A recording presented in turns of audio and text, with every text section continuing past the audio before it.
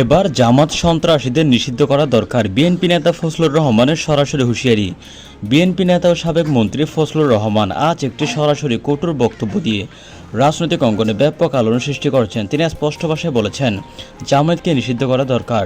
ফজলুর রহমান বলেন, জামায়াত ইসলামী একটি সন্ত্রাসী সংগঠন।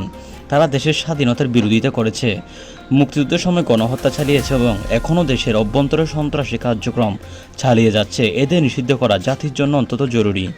তিনি আরও বললেন, জামাতের সন্ত্রাসী কর্মকাণ্ডের কারণে দেশের শান্তি শৃঙ্খলা বারবার বিঘ্নিত হচ্ছে।